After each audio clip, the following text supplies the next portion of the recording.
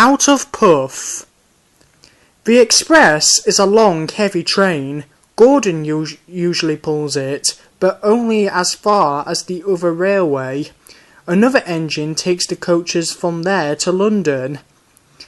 It is an important train too, and must always run whatever happens.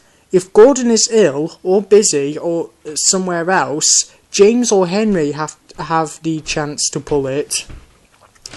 They try their best and do it well, too well, maybe because sometimes the importance of the occasion goes to their smoke boxes and makes them boastful.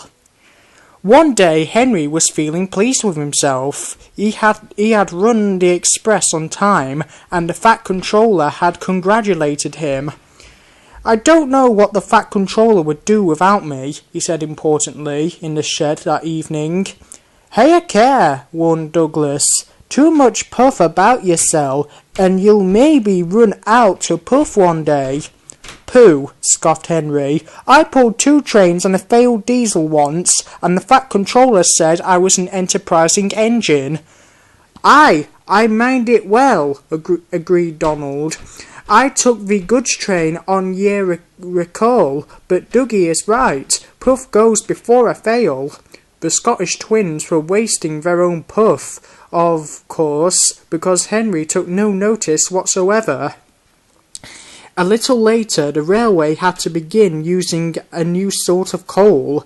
It was dusty and burned with clouds of thick black smoke.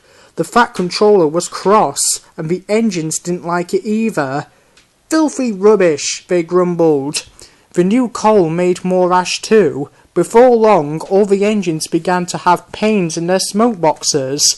Hot ash collected there and gave them the most awful indigestion. One evening Henry felt dreadful when he went back to the shed. His fireman had to clean an enormous pile of ash from his smoke box before he felt better. But the next day Henry could not make steam properly. He struggled to Edward's station but could go no further. Douglas was there. "I can't breathe," Henry wheezed. "How the puff are we?" asked Douglas. "Dinna say we didn't warn ye." Henry couldn't answer. Douglas took his train for him. The fireman cleared away more ashes, but when he tried to close Henry's smokebox door, it did not make the airtight fit that it should have done. "Those hot ashes have bent your smokebox door," he said. "Air is coming in so that you can't breathe properly through your fire, but I know how we could cure that."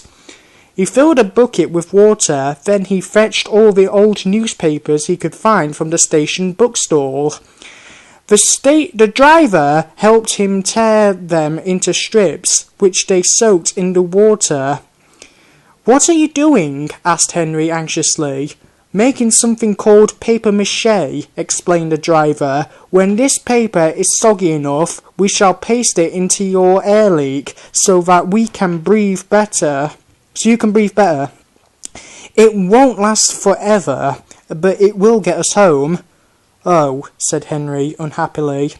His driver was right. When the job was done, Henry felt much better, and even the driver and fireman were surprised how well he steamed. We'll have to get the Fat Controller to make it permanent," they joked. Henry went very carefully and reached his shed without mishap. His story had got there before him. Of course, Donald and Douglas didn't say anything, but now and then made sort of breathless puffing noises. Henry thought they must have a very odd sense of humour.